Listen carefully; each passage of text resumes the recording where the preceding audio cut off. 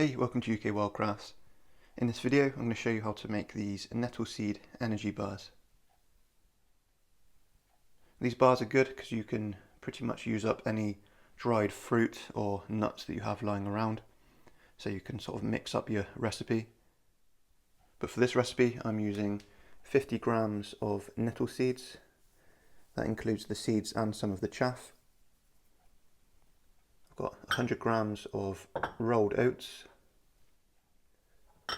100 grams of walnuts. These ones I've bought from the shop, but if you've got any left over from last autumn, then you can use those. And I've got 200 grams of dates. I'll also use a few tablespoons of peanut butter, a few tablespoons of coconut oil. You also want about 100 ml of some sort of syrup. This is fake maple syrup, it's just sugar syrup really. And then a couple of splashes of vanilla extract. While you're getting your ingredients ready, just want to get your oven on, preheated to about 180 degrees. I'm just melting the coconut oil there as well.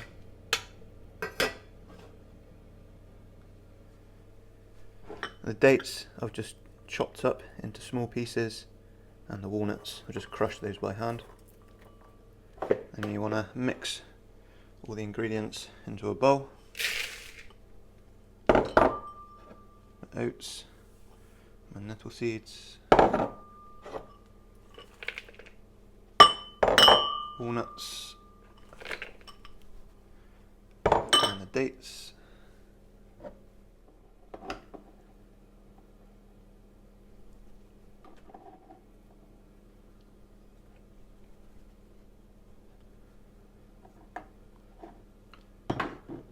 Peanut butter and some syrup.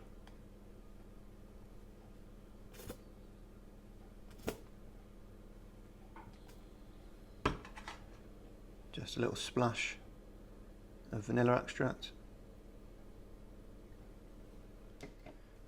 And then add in the coconut oil. So as I said, you can really experiment with what you put into these energy bars.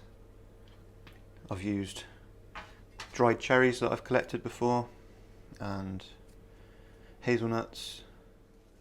So now I'm going to give this a good mix up.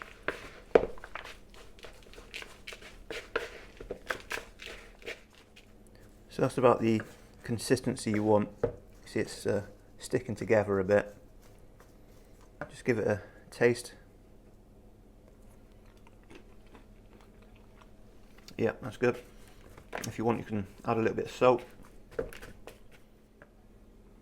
And then what you want to do is get 2 baking trays and 2 sheets of baking or parchment paper. And you want to make sure the trays fit one inside each other. So when you've got the ingredients inside, you can push down because you need to compress it to make sure the bars stick together. So get 1 sheet of baking parchment paper and press that down, and then tip your ingredients in and press your ingredients into the corner so it's a nice even layer. You want to make sure the baking tray is large enough, or not too large for the amount you're using, because you want the bars to be a few centimeters thick.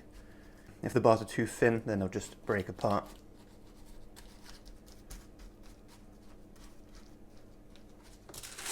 Now you want to get your other sheet of parchment paper and then put the other tray on top. And now you want to press down quite hard on this just to make sure it's nicely compressed.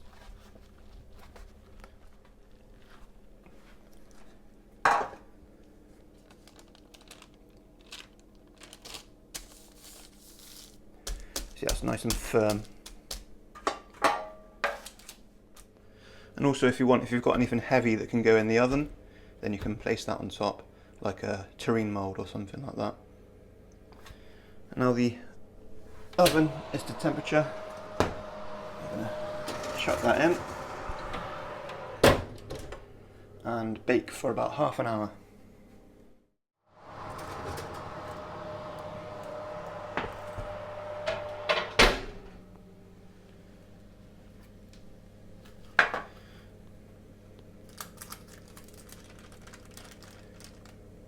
Now we're just going to leave that to cool down, and then once it's cool, I'm going to put it in the fridge for a few hours so it sets.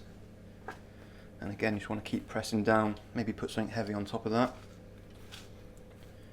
And then once it's set, you can cut it up into portions. If you want, once it's portioned, if you don't want to eat it all at once, you can put it in the freezer. But if you store them in the fridge, they should last for at least a week anyway.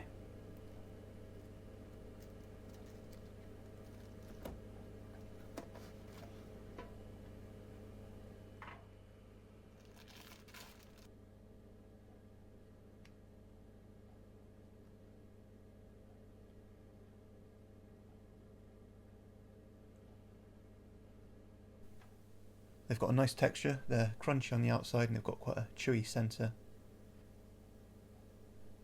I like to take bars like this out when I'm hiking because they're a good energy booster.